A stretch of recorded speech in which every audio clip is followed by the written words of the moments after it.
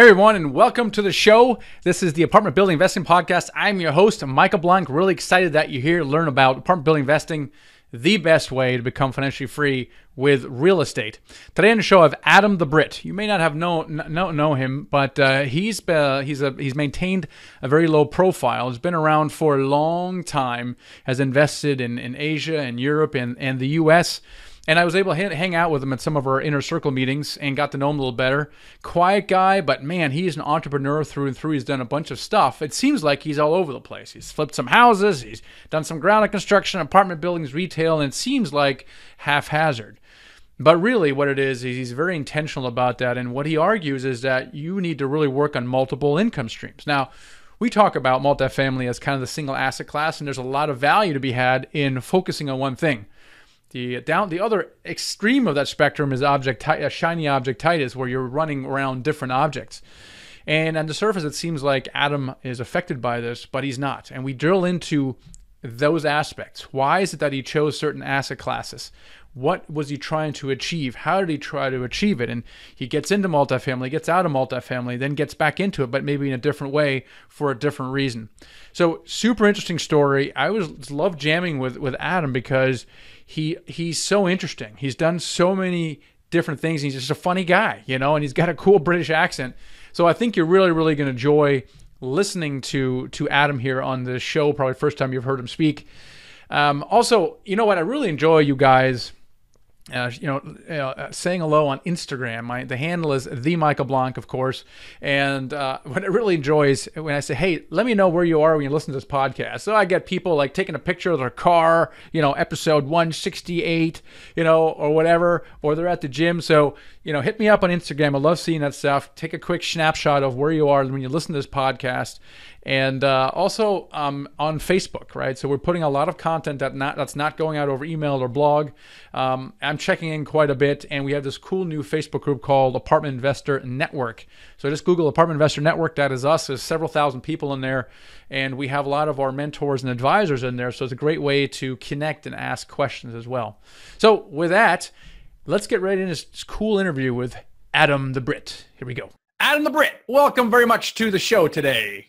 Thank you, Michael. I'm excited to be here. It's a great day in sunny California, and I'm excited to talk about real estate, my favorite topic. Yeah, I'm really excited that you're here because you're one of our more seasoned guests, shall we say. You've been through... Is that code word for old? What I love about it is that you've been around the block a little while. You've seen a few market cycles, and you've been through various different asset classes. You just give a whole new perspective on the whole thing. Some of us who've been doing this for a long time have actually been doing it a very long time at all. And so I'm just really excited to jump into this thing. Adam, you could probably speak for 2 hours on your history. But give us a little background on yourself, maybe back in the old days, how you got started and some of the shenanigans you've done. And then we're going to go deep on some of these things because some of the things I know you've done are really interesting. Okay, cool. Well, I actually started my real estate career in the Netherlands, which was where I was living at the time. I was lucky to have an operating business that was throwing off a lot of excess capital. I decided I'd get into the house flipping game on the side. So I bought a couple of houses, flipped them, and then started investing in some office warehouse buildings. And at the time in the Netherlands, you could actually get 0% down debt from banks. So it was a great time, and bought a building, bought another building, and rented it out. And everything was tickety-boo, and the guys used to come every month and pay in cash, which I thought was kind of interesting. And one day I rolled up, and there's a whole parking lot full of cops and dogs and people with guns and all kinds of stuff. And I'm like, uh-oh, what's going on? And it turns out they were producing one of Holland's best exports, methamphetamines from there, which was not ideal. And so that was, I guess, my earliest sort of real estate investing. And I moved to the States in 2001. And that's really when I started to invest in real estate in a bigger way. And what did you do when you came here to the States to start investing in a bigger way? What did that mean for you?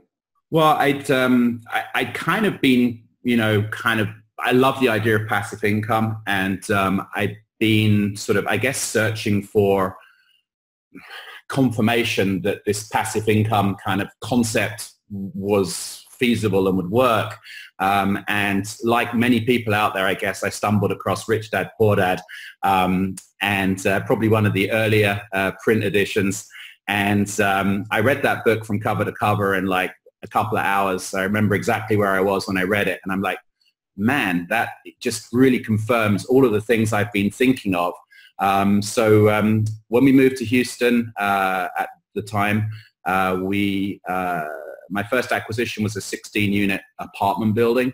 I bought that probably within 3 months of landing in the US, and went on from there. We bought, over the course of a couple of years, I think we bought about 8 multifamily buildings inside the Loop in Houston in the Montrose area, and got it up to about 150 units at the time. Why did you decide to go into multifamily at the time, and how did you self-fund this thing? So, yeah, let's do the first one. Why did you decide to do multifamily? And I'm curious to see what you did to get started. I guess I kind of, and we'll delve more into my aha moment as to why I chose to still invest in multifamily, but not keep that as my longer term holds. But the reason I got into it, I guess, is the same reason as most people get into it, is because I was looking for scalability on over single family homes. So I never really kind of got into the single family home to rent market or business, and I saw that as being scalable. And I guess I kind of considered retail, or even though I'd had a couple of office warehouse buildings, it still seemed more complicated to me. So that just seemed like the course of least resistance. And there's probably more affordable smaller deals, at least at the time, than there maybe was in the commercial space. Now, how were you funding these things aside from debt? Were you self-funding these on the equity side? Were you already raising money at the time? So at the time, I had a semiconductor trading company, and that was part of the reason that we moved to the States. I had a company in Asia, a company in the Netherlands, and needed an office here. So I came to the US to open up the American office of that company. But it was effectively a kind of a brokerage, buying, selling. So it didn't necessarily require a lot of capital. And so the money that I made from the operating business, I decided I'd invest in, passive, reoccurring income vehicles, i.e. real estate. So it was self-funded, and I was lucky enough to be going through. This was sort of just at the time that the internet was exploding. There are various web platforms to be able to sell products all over the world. And we also just had, if you remember back, some of your viewers may be young enough to remember the year 2000 bug, when we thought the world was going to end, all the computers were going to reset, and of course there was this huge demand for semiconductors in the build up to that. So we kind of rode that wave. It's, like anything in life, it's about timing.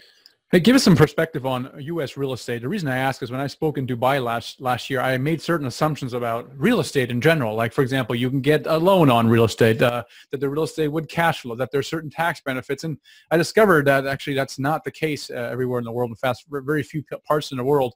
What is the real estate investing? I know you've been in Asia and Europe. What is your perspective on how the U.S. real estate market is different or better or worse than other parts of the world? I think the best thing about the US is that, and it sounds kind of cliche, but, everything is possible here, right? You've kind of got, if you want to spend $1 million a door on an apartment, you probably can in parts of the US. If you want to spend, maybe today it's hard to say, but, $30,000, $40,000 a door, you can probably find that too. So it's kind of, whatever your budget, whatever your pocketbook, you can find real estate that kind of suits, and typically you'll find debt to go with it, and so it's kind of a great country for beginners, people that have a little money, have a little equity, and it's a great place if you've got obviously a lot of money as well, and the tax treatment of real estate here is favorable compared to some countries, and similar compared to others. So I think that, that's the main thing, is that it's a lot more affordable, and the barriers to entry are a lot lower. And, case in point, I came to this country and within 3 months, I'd already bought my first deal with, no credit effectively, and, no history here, and nothing. So, and it was through a local bank, gave me a loan. I don't remember the LTV, but it was probably a 80% LTV at the time. Maybe banks were a little easier back then. But that I'm kind of walking proof that it's possible to come here in the US and buy property, almost immediately without, having that track record. Yeah, which may be difficult to do in other parts of the world. Now, you said you got to about 150 multifamily units, and then you said you implied that you stopped. Why Yes. did you stop? And first of all, and then what did you start doing? So, I've always had, a passive income stream from real estate, or at least for the last 20 plus years, and then an operating income stream from operating business. And so the real estate was meant to be passive, and we had a bunch of different buildings, but they were all within a mile or two of one another. So they were all fairly close. And we hired a manager to manage those properties remotely. None of them were really big enough. I think the biggest building we had was 28 units. None of them were big enough to support an on-site manager. So we had a sort of a floating manager. My wife and I had lived in Australia. We went to Australia for 6 weeks in the summer. And after about 4 weeks, we couldn't track down the manager. And anyhow, cut a long story short, we found her in the state mental institution, and it turned out that she had been skimming and stealing money from us for a while, and she ended up spending 18 months in the state penitentiary. So we decided that we wanted to find something that was true, or had a lot more passive components that would allow us to travel, allow us to scale, and had more known variables. I think the issue that we had back then, and to a certain extent I think still exists today, is that especially in the C-class market, it's a little bit of a revolving door with regards to tenants coming and going, and your balance sheet is obviously dependent on all of the expenses that you can't pass back to a tenant: taxes, insurance, management fees, repairs, etc. And we realized that with triple net leased real estate, most of that exposure, the taxes, the insurance, the expenses, the management fees, would all get billed back to the tenants. And as opposed to renting to, some guy that cuts grass that's one paycheck away from not being able to pay his bills, we were renting to larger companies, or at least professionals, that were less likely to move, especially in the retail space, because once your customers know where you are, it's not very easy to move, your shop across the street. And so that really, I think, was the aha moment for us as to using real estate, different classes of real estate for different reasons. And so we bought our first mixed-use commercial building in Rice Village in Houston, and then bought in very quick succession 3 more buildings, and then it sort of started from there. So that was kind of the I guess the sort of the aha moment, which I probably was back in 2003, 2004. So that's when you started getting into retail as well, right? Correct. During this time. Yeah. And so did you exit out of the multifamily? Were you holding on to that at the time? What happened to that? No, at the time we basically sold everything off. We 1031'd 1 or 2 of the buildings, and at the time, I mean, it seems kind of almost humorous now, but at the time it was quite hard to sell apartment buildings.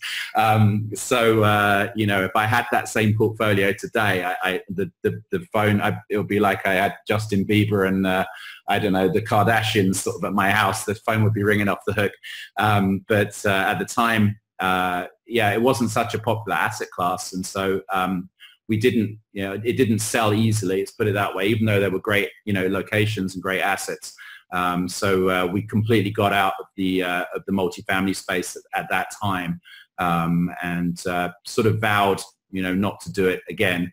But as you'll find out later, that wasn't quite. You did it anyway. Yeah, you got back into it a little bit. But so we talked about some of the things you liked about retail. Now, I was in the receiving end of that. I was a tenant through our pizza restaurants. I was a tenant. So I know exactly what you mean by this triple net thing, which means that the owner could pass along my portion of real estate taxes, insurance, common area maintenance, all these things, and I had actually pay for it, which I thought was really clever, right? So the only thing that the landlord really had to do was, I don't know, pay their mortgage off, right? Really is all they had to do. Well, you have to cash the check as well, right? So you have to cash a check. So I really liked that component. The thing that I didn't like as much, and you maybe can comment on this in the recession, because what happened is in the recession, a lot of retail went dark, right? And so there was a lot of turnover, and I'm sure that must have put a lot of pressure on the retail centers as some businesses went out of business. So you were buying this stuff in 2003. What were you doing then the recession? What happened there? How did you guys do?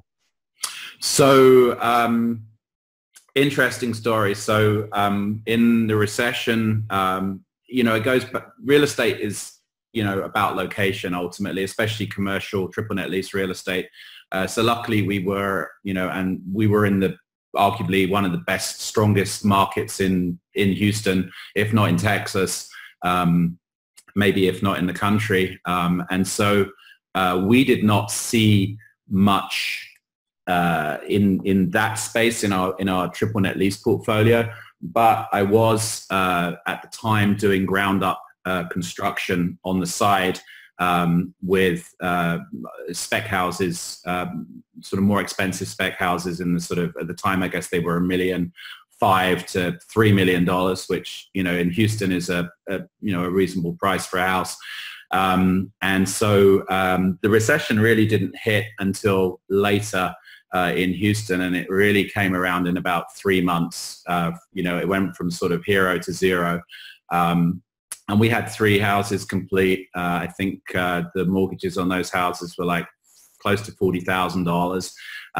The prices were dropping and dropping and dropping. All the banks were like screaming. Some of my tenants were like saying, hey, can we not pay rent this month? Or, it was a doom and gloom in the air for sure. So by chance, I caught this show on, I think it was NBC Nightline, about this guy called Odell Barnes. And at the time, he was the foreclosure king of America. And he was flipping like 10,000 houses from his porch in one of the Carolinas with no computer, no office, no nothing, no website, just anyhow. Using some of our skip trace software from the apartment world, tracked one of his ex-wives down, and anyhow flew down to see him. He invited us down there, and cut a long story short, we talked a lot about real estate. He was flipping lists of houses. It was crazy times, and we went up to a Hudson Marshall auction in Detroit, which was a Dutch auction where they start at a certain price and it goes down. And I saw that houses were not selling for $50 there. It was just amazing. So it kind of destroyed my whole ethos that there's always intrinsic value in real estate, because I saw that there really isn't, especially, in Detroit's instance, when the city is somewhat bankrupt, and where the property taxes hadn't changed from a number of years prior, where these houses were still appraised for over $100,000+ Anyhow, cut long story short, we decided not to buy anything in Detroit, but he had a list of 4 houses in Phoenix, and we bought these 4 houses for $78,000 sight unseen, and decided that we should fly to Phoenix and check it out. And so I went on Craigslist and I saw an advert from a lady. She's had 500 houses for $50,000 or under for sale. So I call her up. I'm like, hey, we want to come to Phoenix. We want to see some houses. She's like, how many do you want to see? I'm like, we want to see all of them. She's like, how long are you going to be? I'm like, we'll be there for a week to 10 days. So in a week to 10 days, we mapped it all out, and we drove 500 houses. We put offers in on 340 of them, and we ended up buying 50 houses. We paid an average of $27,000 a door, and the average outstanding mortgage balance was $230,000. Insane. 10 cents on the dollar. Insane. Now, there's an interesting article or a quote, and I can't quite quote it, so I'll paraphrase it. And this is written a long time ago, this book, Donald Trump, The Art of the Deal, which some of your listeners may have read. But anyhow, he has some comment in there that it's an amazing phenomenon with the American public that, when just trying to think of a company that's still in existence, Macy's still has when Macy's has a 60% off or a 70% off sale, people are camping out, for days in front of the store so they can get their flat screen television for a few $100s cheaper. But in the real estate world, when real estate's on sale for 50, 60, 70, 80%, people are running for the exits. It's like a stampede. So we turned up in Phoenix. Nobody was buying property. I'm like, it's crazy. So we literally had no competition. So we bought the 50 houses. We turned around. We owner financed it. We turned that $1 million into $3 million in like 2.5, 3 months. And that's kind of where it all started. So it was almost kind of counterintuitive when you've got houses you can't sell in Houston and they're burning a hole in your pocket to then go out and buy, 50, 60 houses more. But you've got to take opportunity when it comes to you. And it's all about market timing. And you've also got to learn, I think, to compartmentalize different pieces of your problems, as it were, or your business into different boxes, because one thing doesn't necessarily drive another. Okay. And so anyhow, so we did that. And between, I think, 2008-9 to 2014, we bought around 600 or 700 houses and 2,000 to 2,500 apartments. So it was some crazy times, but basically just buying and selling that more as a trading type kind of situation. Didn't really want to own that type of asset class, in my own portfolio. So really it became an operating business at that time. So this was more like I would say a short-term hold / flipping side of single family houses. Yeah, completely. Just buying in bulk and selling off, basically. And the retail though was buy and hold. The retail was buy and hold, and at that time, I redirected my funds into making hay while the sun shines. Right. I mean, I've been around long enough to realize that this was potentially a once in a lifetime opportunity to create wealth. Unfortunately, I didn't have enough liquid assets. You can't plan for these kind of events. But it kind of built upon itself. I know of many people during that time that, created fortunes. Unfortunately, we didn't create a fortune, but, still survived and ended out at the end of the day, much better. And obviously hindsight being 2020 had, all of those properties being kept. Today, I'd be in my mansion in Beverly Hills with my private jet out front, but that wasn't quite the case. But still, it was a good time. But it was a real eye opener to see the devastation of value and the amount of money that banks lost and people lost and everything else, and how certain places in the country got really affected. Florida, Arizona, Nevada, some of these places were really, really hit, and it was definitely sad. Well, you were affected by it. You also took advantage of it as well. If you were to look back on your career, is there anything that you would have done differently? I think I would have set my goals higher. I feel like I've been blessed and very lucky to have had, or to have had and to have seen and to maybe have taken action on opportunities over the years, different opportunities. But I don't feel I necessarily pushed myself hard enough. And I think, as we grow older, we definitely, our risk tolerance changes. I wish that I had, been more engaged earlier and made more effort earlier and maybe taken more risk earlier. I may have been, some people may think that what I've done has been fairly risky, but I still think I've been fairly defensive in my kind of investing strategy. So I wish I'd maybe been a little bit more reckless is maybe not the right word, but more aggressive and done more and worked a little harder because now I kind of see really there's opportunity is limitless. I really feel like, I want to achieve more. I want to help more people. I want to do more. Time's ticking. Time is ticking. What's left for you to do?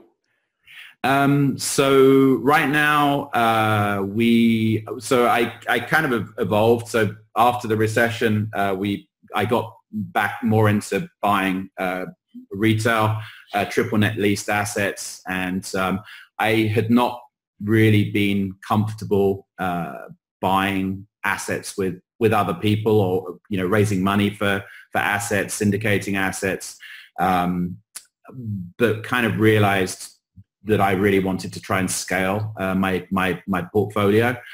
So about a year ago, we started syndicating larger Hispanic shopping centers. When I talk larger, I'm talking 100,000 plus square feet, predominantly because I have a big background in selling to the immigrant populace back in the Netherlands and also here to a lesser extent.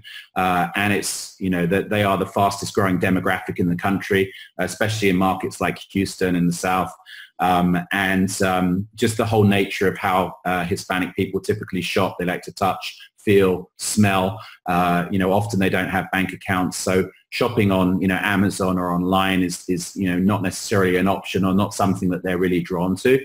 And so we've been buying larger shopping centers, cash flowing shopping centers. So really buying cash flow with a light value add component and then bringing in investors that are looking for that sort of 20% a year, roughly, IRR is what we kind of target. So that's what we've been doing. In the last year and a half, we've bought about 650,000 square feet of retail. So I'm looking to expand that platform. And then I'm still doing, some other things, but not with investors. Or you do some fun things like the cap rate compression game, multifamily flips, since you kind of said you kind of went back there, but you're doing it in a very interesting way. Talk about that, because I think it's kind of interesting for listeners, watchers to hear what you're doing there. Yeah, exactly. Absolutely. So, I moved to California 3 years ago, like I guess a lot of people on the West Coast or on the East Coast there in New York or whatever, you kind of look at the prices and you're like, man, this just doesn't make sense. So then you're forced to kind of go to, I don't know, wherever. And, I'm a big believer in go where I like to invest in markets that I understand and I know. I think that local knowledge is always superior. And, often there's a reason that something hasn't sold and, the out of town buyer, the out of state buyer or whatever is always going to be at a disadvantage over the local knowledge. And so there must be a way to kind of make these, 4 or 5 cap rate deals work. And so I kind of realized that I was maybe looking at it the wrong way. I don't think, well, depending on obviously on your age and what you're trying to do, for me, a 4 or 5% return does not work for a long-term hold. But but there are plenty of people that will buy a 4 or 5% cap rate deal, especially in some of the wealthier cities like LA, San Francisco, New York, doctors or whatever that are looking for something that's kind of squeaky clean and ready to go. And so I kind of figured, I'm like, what, if I buy a deal, if I'm buying product in a 4 cap market, then you've got to look at this in a different way. It's like, if I can create $40,000 of value, I've just made $1 million, right? And that's a lot easier than being in an 8 cap market where you've got to make twice as much money to to make the same amount of money, right? And so my philosophy is to have multiple buckets or multiple streams of income from different asset classes in real estate. And so we have the syndicated real estate, which is typically a 3 to 5 year hold, and it cash flows during that period of time. I have other commercial real estate, predominantly shopping centers, that I'll hold for 10, 12, 15 years, which cash flow. We do ground up construction, single family homes, spec building, which is a 12 to 18 month kind of process. And I was looking for some other shorter term ways to create, chunks of money, effectively lumps of cash. And so I realized that if I could buy apartment buildings, and we've focused on LA in non-rent controlled areas, although the California market is a bit in flux right now with rent control and other controls, etc. But I realized that I could buy a 10 unit, building at a 4 cap, and fix it up. And effectively, if I'm adding $40,000, which is like $333 a month per unit, then I just made $1 million. And, I can get an over-the-counter remodel permit for these units. Many of these units or a lot of apartments in LA have month-to-month tenancies. There are certain rules and regulations, and there are ways as well to get, to ask people to move legally, and sometimes you have to pay a little bit of money to incentivize them to move. But basically, the business model is to buy smaller apartment buildings from 7 to 20, 25 units, renovate them typically kind of down to the studs, stick about $20,000 to $30,000 a door in them, and then turn around and sell them in, re-tenant them, and then turn around and sell them in 12 to 18 months. So far it's been a good, pretty successful. We've achieved some record sales prices, and we sold a building in Inglewood, which is pretty close to LAX, for people that don't know, $414,000 a door, which was a record for Inglewood to date. So I kind of, I see that as an opportunity, and, you can do that with apartment buildings. You can also do it with retail buildings, anything where, there's some value, that is maybe not initially apparent. So you're not interested really in what you're buying the property for at the time, whether it's a 4 cap return or whatever it might be. It's what it could be if you fix it and change the dynamics of it. And in markets where there is a shortage of apartment units, and also markets that typically have rent control, believe it or not, that usually helps force pricing up. So that's kind of a strategy that I'm employing as, one of many. And, that still kind of keeps my fingers, as it were, in that multifamily space. Yeah, that's interesting. So what you're saying is if the cap rate is low, then a small change in income has a disproportionate impact on the value, is what you're saying. So these are they're not cash flow plays, they're actually forced appreciation plays. And yeah, I mean, I love that. Yeah, it's kind of, some people, it's effectively a house flipping, but on a, if you want to call it on a larger scale, but the nice thing about apartments is obviously you take, something, you improve it significantly. So you're improving the asset, you're bettering, if you want, the neighborhood, you're putting new people in, and then I guess when the rent roll is seasoned, you're not decreasing value, you're kind of adding value. Whereas if you are flipping houses, and let's say it doesn't sell, then if you put somebody in there and they kind of trash it, you're going to have to spend more money, and it doesn't add value if it's not quote unquote brand new or newly remodeled. Whereas with an apartment building, even if it doesn't sell instantly, you still have the benefit of the rental income whilst you have it listed for sale. And, if the market should twist or change, then, obviously you've still got the rental income, But at the end of the day, to me, it's a lower risk version of flipping houses or doing ground up construction. So it's kind of, something that we do, a number of, I like to have 2 or 3 of those deals on the go. And it's just another, quote unquote bucket of revenue. So it's interesting. I think what I find interesting about this is that you are not, I would say you're not, there's a lot to be said to focus on one thing, right? People say, hey, if you're just focused on one thing long enough, you'll eventually become very, very successful versus doing a bunch of little things. Now, I'm not saying that you're all over the place. However, what I'm observing is that you are doing multiple strategies, multiple asset classes for different reasons. And you said earlier, it's really important that you know what are you trying to do with real estate and then using the most appropriate strategy and asset class to achieve that goal. Can you talk about the different categories of goals and then maybe 1 or 2 different strategies to kind of satisfy those? So I think, you've really got to look at, obviously everybody's sort of goals are different, but I'm guessing most of your listeners are looking to, create a passive income flow, increase their net worth, and hopefully, have, a retirement income stream ultimately from, the years of building up a portfolio of real estate. So I think it really kind of boils down to, what do you personally like and what do you personally find interesting, or, what works for you personally. For me, I travel a lot. We spend a lot of time in Europe. Obviously, I'm from England. We travel to Asia a lot. I won't say ADD, but I like to do lots of different things. And so, we have our triple net portfolio, and that really is kind of the stuff that we're kind of keeping to hold for now. And then you've got to look at the way the market moves, and from time to time the strategies change.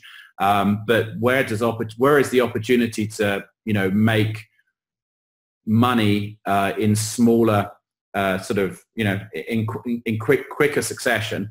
If you have an apartment building or a shopping center and it throws off, I don't know, $100,000 a year of income, if you want to go out and buy another one, you're going to have to wait many, many years to get maybe $1 million in cash to put down on the next one, right? Whereas if you can find a way to make $1 million in a year from one thing quickly, then that allows you to build your passive portfolio quicker. And so that's really kind of, I guess you either need a business that is bringing in cash that you can invest in real estate to increase that passive income flow, because that's my goal, or I need to, as it were, trade in real estate. It's just a product, right? It's like, buying, I don't know, it's like selling ice cream. And when it's obviously hot outside, you're going to sell a lot of ice cream. But in the winter, you better start selling hot dogs or soup, because you're not going to sell much ice cream. And it's kind of with real estate, it's a little bit the same. It's kind of almost seasonal. The trends kind of go in different ways. So like, the single family home market right now in certain parts of the country, in certain asset classes is flooded. Like the high-end market in LA is flooded. The high-end condo market in New York is flooded. The high-end condos in Miami are not selling right now. But other things are. So you've really got to kind of move with the times and find where the opportunity is, and be flexible enough and informed enough, and not be stuck in a rut. Because I guess if you have a clock that's broken, twice a day, it's going to tell the right time, but the rest of the time it's going to be wrong, right? So, you better not be, just right twice a day. You better kind of like, keep moving, or make sure the clock's working so you can, so you can take advantage as things change. So really that, I think, is my main philosophy is, obviously if you try and know everything, about everything, you'll end up knowing everything about nothing. So, it's targeted, it's specific, but at the end of the day, trading property is just a product. It just happens to be real estate. And so, It doesn't need to get complicated, whether it's a single family home or an apartment building or a shopping center or an office building or, self-storage or student housing, all of things that we still do from time to time. It's just, how much did it cost in money, time and effort? And then how much is it worth and how quickly can it get sold? And then, how much money can I make and where is my time and my money best deployed? You've just got to keep, I guess, aware of the nuances in the market. But what I don't do is I don't operate, going back to my earlier comment, go where you know. So I'm a big believer in, I'm not all over the map. I'm all over the, maybe the asset class map, but I'm in very specific markets that I feel like I understand and have in-depth knowledge in. And that way, I kind of feel like I mitigate any risk, as it were, to a certain extent. Adam, I always love jamming with you because you're a true entrepreneur. You're very intentional with what you do, but at the same time, you love learning and doing things and doing exciting stuff, which is what I love. Absolutely. How can people, Adam, connect with you? I keep a fairly low profile, but you can reach me at Adam the Brit, TheBrit.com.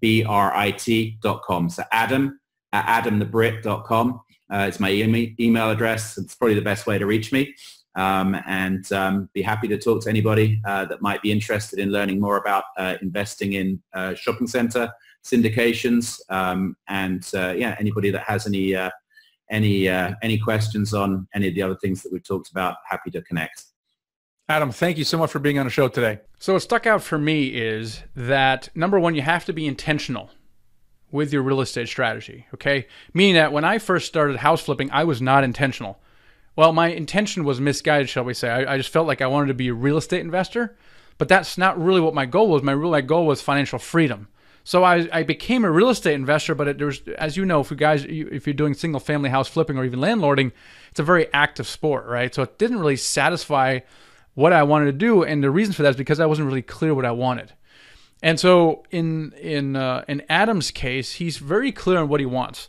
There's a certain cash flow strategy, and then there's a cash generation and wealth building strategy, and he really uses both. Here's the thing: I mean, you have to have cash flow, right? You have to have money coming in every single month so you can pay your bills. Okay, now, but once you get to that point, you can start playing around, okay? Once you get financial freedom and you have your living expenses covering, maybe there's something extra, hey, you can go on vacations, buy something nice, you have now more options. Now, what do you do with those options? Well, you can continue doing that and just accumulating buy and hold property, and there's nothing wrong with that. In fact, I advocate it. But my observation is that there are people who are then doing other things to complement that. They create chunks of things. For example, ground up development. Fascinating. I don't do it. I think it's high risk, but only probably because I don't know much about it. But if you look at these projects, I mean, you can make millions of dollars in these ground up development projects if you know what you're doing. Then there's also the velocity of money. So there's an argument you made that you really should sell stuff as soon as the value is being made, because at that point, or refines take money out, because at that point you have created most of the value. So here's what I mean. Let's say you're doing a 5-year hold, and within 18 months you have renovated everything, you've stabilized the property, and you've maximized the value, right? So it's true potential. You've achieved it, and from that point on, you can't really force a lot more appreciation because your rents are already at market. The only way you can get high appreciation if the market rents naturally go up. That allows you to increase the value of that property. But you can't really force appreciation. So some people, what they will do is they will then refinance and take the money out and use that money and do another value add deal. Or they might even sell it. And this is kind of what Adam was doing with these low cap rate compression. Is kind of fascinating to me. So he's going into LA. He's buying stuff at a 4 cap. A small increase in NOI has a disproportionate effect on valuation. So he allows us to flip these apartment buildings, which he said less risk than a house flip, again, because you're less market sensitive, right? Now, yes, in a down market, the cap rates will go up, but in a down market, the residential single family houses will go down much further. So to him, it's a lower risk, essentially apartment flip. So he's doing that to generate chunks of cash. Now he's taking the chunks of cash and then he's investing in his long-term buy and hold strategy, which in his case is retail. Again, not my cup of tea, but if you listen to very carefully, they're specializing on a particular kind of retail, the Hispanic demographic, which is a bit separated from the whole online Amazon shopping thing. Right? He's very intentional about it, and he's very careful to point out that he does not have shiny object ties. He's very, very intentional, but also flexible. Number one, and the 3/3 thing he said is flexible, intentional, is to really be comfortable outside your comfort zone, right? Because when he started ground up development, that's the first time he's done it. When he started flipping apartment houses, that's the first time he's done it. When he first got into retail, that's the first time he's done it. So you have to be comfortable with being uncomfortable.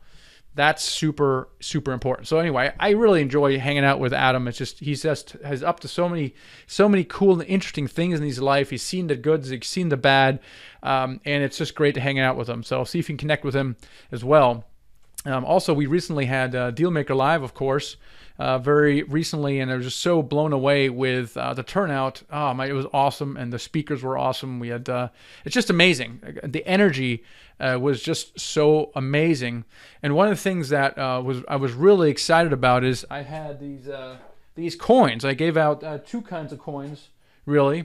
One is the first Dealmaker coin. It has an eagle on the front like this, and it's got a mountain on the back. So the front says financial freedom, right? Because my goal is to help people come financial freedom. And the back is the mountain. And the mountain says law of the first deal, right? I talk about that a lot. If you're watching this in video, I'm holding up the coin right now. The back says law of the first deal, and it's got a mountain peak on the back.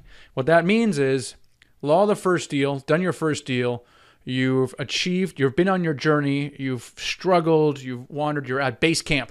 And you're resting up, you're enjoying it, maybe you're taking a shower, having a meal, and you look up, well rested, and you look at the peak, which is the ultimate destination, which is financial freedom, which is the eagle on the front.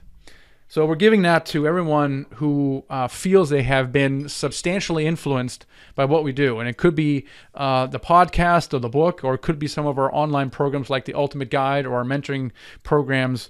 And so if you're one of those people, make sure you reach out to us and say, hey, your course really made a difference to me. Your book really made a difference to me. And you got to provide a video testimonial, right? That's really, really important. That's what I get out of it. But also, it then gives us, it then verifies that we actually, indeed influenced you in a positive way. So these are these first Dealmaker coins. I'm really, really excited about them. And the other one is the Freedom Hall of Fame coin. It's this one here. It's actually bigger, much bigger. And it has the eagle on the front, and it says financial freedom as well. But on the back, it has a compass rose on it, and it says significance and legacy. And this is given to people who have quit their jobs or are financially free, and this is what they get. And we gave out a handful of these at Dealmaker Live as well.